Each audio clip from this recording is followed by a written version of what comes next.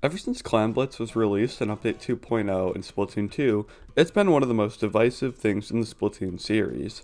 It feels like a majority of the players really dislike this, or have really mixed feelings on Clam Blitz. That's not to say that Clam Blitz doesn't have its fair share of lovers. Hell, Nogami's favorite mode is Clam Blitz. But I think we can all admit that Clam Blitz has a fair share of problems, especially in its current state. So today, I'd like to talk about some basic improvements that could be made to Clam Blitz to make it better. If you have any ideas yourself, then 100% let me know in the comments, and your ideas may end up in a follow-up video. The biggest problem that Clam Blitz faces is the fact that it's a mode that requires seriously good communication. I think we need to understand why communication is such a big issue. So this issue actually leads all the way back to the Xbox 360 and PS3. Back in the old days of Modern Warfare 2, in-game voice chat was used for creative discussions like this one. Oh, riot shield! I'm gonna use riot shield! So Nintendo, being more interested in making family-friendly games, isn't exactly that interested in creating an environment where that sort of behavior can take place, which is why we have the This Way and Booyah features, and in games like Mario Kart, you only have certain options for messages you can send. However, it is still possible to go into the Nintendo Switch online chat app with people, so why exactly would they not just put the voice chat feature that they already have into the actual game? You know, I really wish I could tell you, but I don't know. All I can really say is that it's just Nintendo being Nintendo again. Maybe if we make enough noise, we can get Nintendo to put voice chat in Splatoon 3. So, what does this have to do with Clam Blitz? Well, the mode is really dependent on how well you can communicate with your team, because you need to be able to coordinate who's going to throw the power clam, or who you're throwing clams to, and who's going where to throw a power clam at your basket. When you only have This Way and Booyah, and I guess another third means of communication, that being just randomly squid bagging relentlessly for no apparent reason, it makes communication very hard. Plus, I'm sure we've all had a situation where we've had like 9 clams, and the dude right next to us has 3, but he's still looking for more, because he has no idea what he's doing and how to communicate. A good place to start at addressing the communication issues would be to add 2 more communication features on the D-pad. Maybe on the left button you can ask for clams, and on the right button you can tell people to remember that they aren't playing Turf War and to actually play the objective. A much better option would be to add a call-out menu similar to something like Rocket League. Maybe you click an arrow and you hold it, and 3 dialogue options come up and a back button comes up as well, and they all have to deal with specific callouts that'd be good to have, like throw me some clams, or take my clams, or please, for the love of the great Zapfish, stop the enemy with the power clam and stop inking turf. Communication isn't the only issue with Clam Blitz though. The mode has much deeper issues that root all the way back to the map design. I'm gonna have to hit you between the eyes with some facts. Splatoon has maps that aren't really well designed at all. Sorry, but I kinda had to say it. When spawn camping is such a big common occurrence that Splatoon 3's solution is to have a shootout from the sky, then maybe the map is the problem, not the teammates on the other team that are abusing the fact that the map is so broken.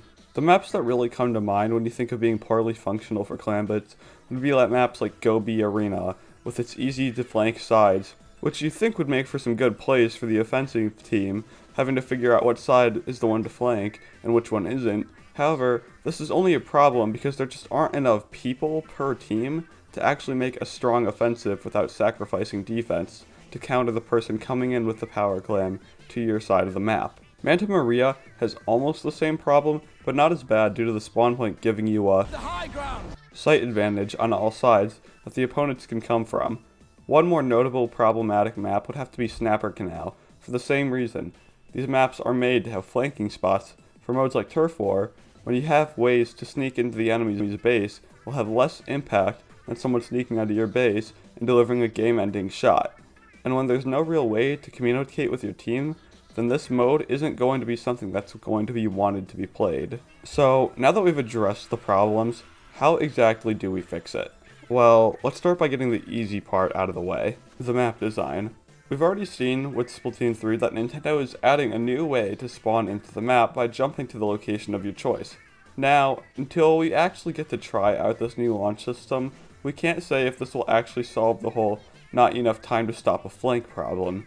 However, Nintendo has the opportunity to remove the problem entirely with Splatoon 3, as we know that A, they're making new maps, so they can just not make the maps that are so out of balance for Clam Blitz. And B, we've seen that Nintendo is hiring developers to remake and remodel older maps. Maybe Nintendo is actually going to be listening to our feedback and make Clam Blitz more of a mode that feels better for Splatoon's pretty decently large maps and fewer amount of players per team. Because it's not that Clam Blitz can't be fun as a mode, it just gets hindered due to the maps feeling like they're working against you and your teammates. However, it's now time to address the really big issue that is not going to be so easy to solve. So, how do we deal with the need to communicate with teammates but not being able to as it is right now? So only one of two things can actually happen here. Either A, Nintendo listens to their fans, or they stick to their fears. If Nintendo sticks to their fears, then voice chat will just stay on the Nintendo Switch Online app. However, I want to think positively here. What if Nintendo did add in-game voice chat? How could they do it? Well, my first idea would be have an in-game menu that shows who's talking in-game voice chat and who's muted, and if you choose to mute yourself, you don't hear anyone who's talking. Nintendo could solve the issue of having Splatoon being a kids game and having Splatoon being a competitive shooter with this idea. However, I've got one more idea that would be even better, and it's a simple idea that Nintendo just keeps running away from for some reason. Remember Online Lounge? Yeah, that lobby option you've accidentally clicked on like 3-4 times over the last 3 years? What if Nintendo made that mode actually useful? So, in this new Online Lounge mode, you have to have a mic connected to enter a lobby, and after you've connected a working microphone, it brings you to a new menu that contains Turf War and Ranked Battle. I'm leaving out leagues because you need to form your own team to do this, so it doesn't really make sense to have it in the Online Lounge thing when you're already going to make your new team. So in this mode, you've just got Turf and Ranked. So when you load into any lobby, everyone's got a mic on, and suddenly you've got a full team of people who are willing to communicate with you. Now, granted, this isn't going to solve the issue of your teammates having the combined IQ of 5 cockroaches, but if everyone can communicate with each other in a mode like Clam Blitz, where callouts are game-defining, we'd finally be able to see some true potential come out of what Nogami says is his favorite mode. There is, however, another problem that we do need to deal with. It's the fact that there are going to be jerks that you're matched up with who will use in-game voice chat to be mean to other people. Now, at first, it would seem like we're back to the same issue that we started with, where Nintendo is afraid of having bullying situations in their games.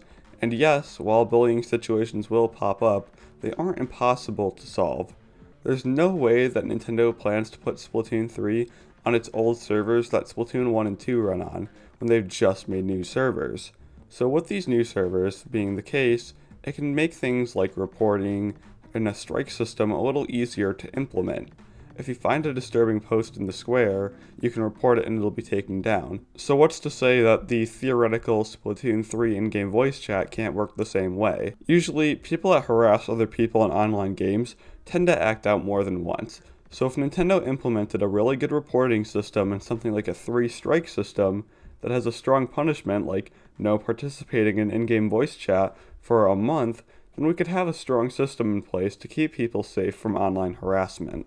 It's totally rational to be afraid of having everything be in-game voice chat with people that can be really mean, but it's more irrational to take the whole thing away rather than to just limit it for the people that want to use it.